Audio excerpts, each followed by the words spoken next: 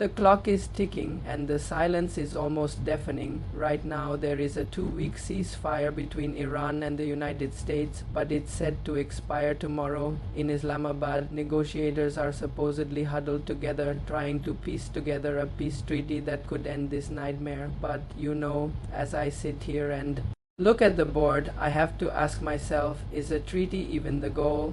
Most people think this is just another one of Donald Trump's impulsive moves, a personal grudge match with Tehran. But I don't think that's the reality at all. When you look deeper, you start to see that this war isn't some random explosion of violence. It's actually a small piece of a massive, cold-blooded strategic vision to keep the American empire alive. So what is really happening behind the scenes while the politicians talk about peace? If we want to understand how this plays out over the next few years or even decades, we have to look at the facts, not the headlines. Let's talk about those accidents we've been seeing lately. For the last 45 days, the world's energy infrastructure has been literally going up in flames. I'm talking about over 50 major oil refineries and tankers caught in mysterious fires across the globe. Russia's largest refinery was hit, 10 tankers were torched.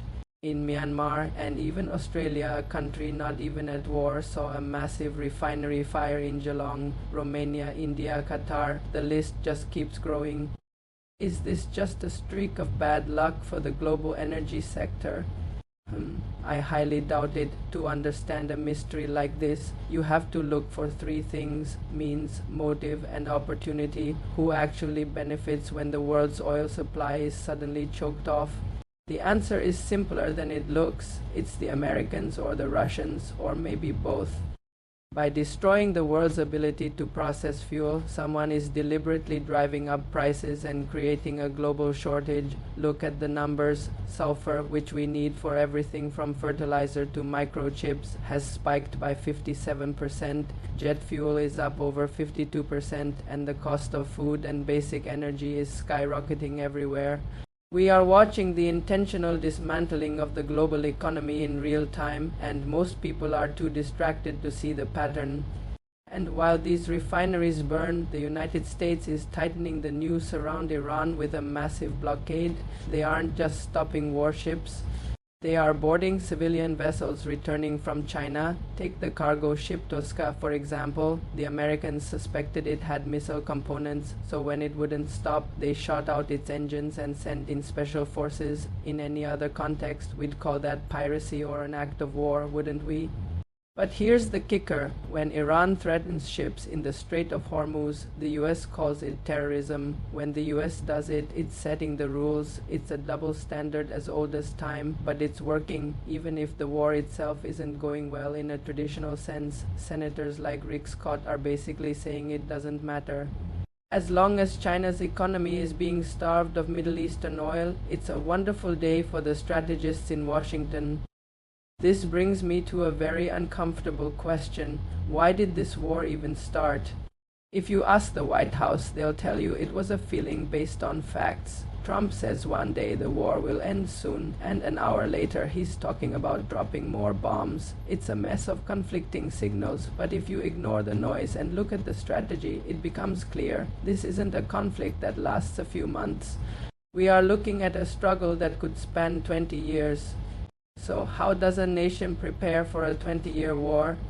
You move toward a total war economy. We're seeing it happen right now. The Pentagon is in deep talks with General Motors and Ford, not to build cars, but to churn out drones and munitions. This hasn't happened since World War II. Trump has invoked the Defense Production Act to dump billions into private corporations for weapon manufacturing. And it's not just about the machines. It's about the people. Starting this December, young Americans aged 18 to 26 will be automatically registered for the draft. Think about that for a second. They are preparing to force an entire generation into the Middle East. The military budget is already hitting $1 trillion, and it's expected to climb to $2 trillion very soon. This isn't the behavior of a country looking for a quick peace treaty. Why isn't anyone stopping this? Where is the opposition? Well, here is the reality. The political division we see on TV is mostly theater. In a recent vote to restrict Trump's war powers, a single Democrat switched their vote at the last second to ensure the resolution failed. It was a pre-arranged dance. Both sides of the aisle seem to have quietly agreed that this war is necessary for the survival of the empire. To understand why, you have to read the 2026 National Defense Strategy. It's a brutal blueprint that throws out all the old rules-based order talk, the old days of nation building and worrying about international law. Those are gone. The new goal is concrete interests first. It's about resources, power, and what they call the warrior ethos. What does warrior ethos actually mean in plain English? It means they're done with restrictive rules of engagement. If you have to kill as many people as necessary to win, you do it. The strategy is to become so lethal and so feared that the world has no choice but to obey. They call it peace through strength, but really it's hegemony through terror. If people fear you, they obey you. And if they obey you, you have peace. This strategy focuses on four main pillars: protecting the Western Hemisphere, deterring China, forcing allies to pay up, and rebuilding the American industrial base. It's a divide and conquer approach on a global scale. They want to turn America into the arsenal of democracy again, producing every weapon and resource the world needs. But there's a catch: you only get those resources if you follow orders.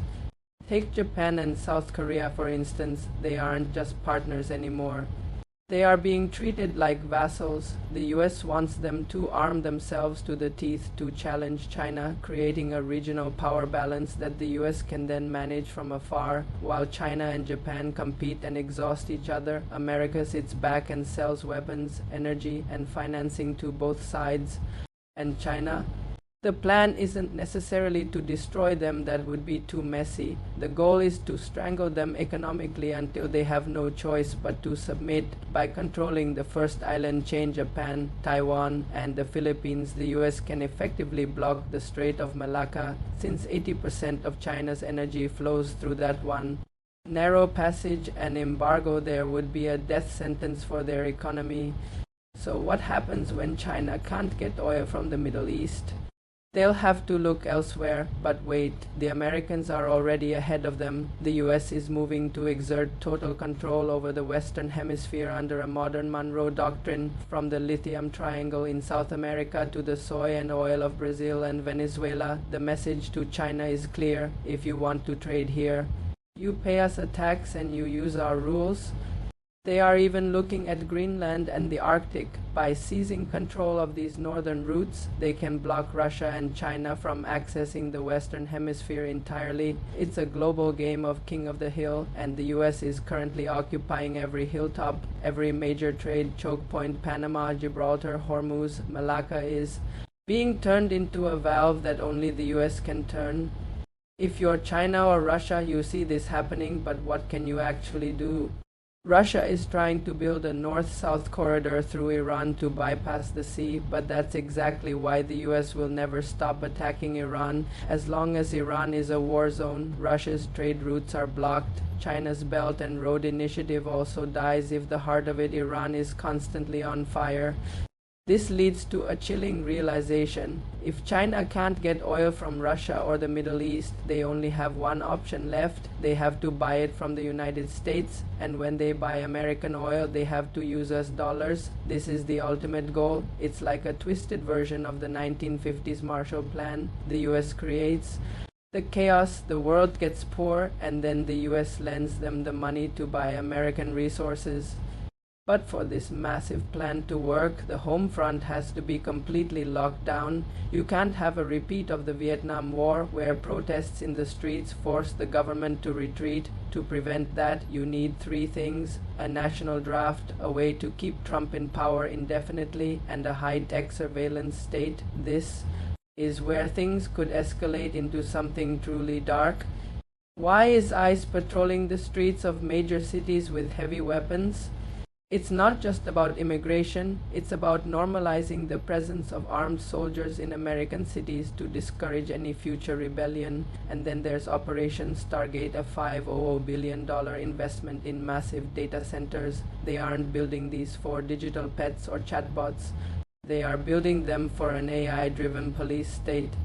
With digital IDs, digital currency, and AI monitoring every move, the government can make sure the population stays in line while the empire fights its wars abroad. It's a plan for a fortress North America, a self-sufficient technate that can sell weapons and resources to a world forever at war. In this vision, the US doesn't even need to win the war in Iran. They just need to keep it burning. But here is where the strategist in me starts to see the cracks. History tells us that empires that try to impose their will this way eventually face a backlash they can't control. It's called nationalism. Eventually, nations like Japan, South Korea, and the members of the EU are going to realize they are being used as pawns. They will get tired of the bullying and start working together to push the Americans out. And then there's the internal rot. An empire in decline always suffers from corruption and division. You can allocate $1.5 trillion for weapons, but in a corrupt system, a huge chunk of that just gets stolen by the elites. Meanwhile, the political polarization at home is turning into a cold civil war. If you try to force a draft on a divided population, you're just begging for an insurgency inside your own borders. So in my view, this grand strategy is actually a desperate short-term fix that will accelerate the long-term collapse. It might look like America is winning for a few years because they control the oil and the dollar, but the cost will be total isolation. Russia is already challenging the US Navy in places like Cuba, and most of the world will eventually side with anyone who can balance out the American bully. If you look at the bigger picture, this isn't just a conflict. This is a strategic shift that marks the final aggressive phase of an empire trying to outrun its own expiration date. They are burning the world down to stay warm for one more night, but when the fires finally go out, I suspect the Americans will be forced to retreat back to their own hemisphere, leaving a shattered world behind. This is the endgame of the warrior ethos, a world in ruins and an empire that finally ran out of people to fight.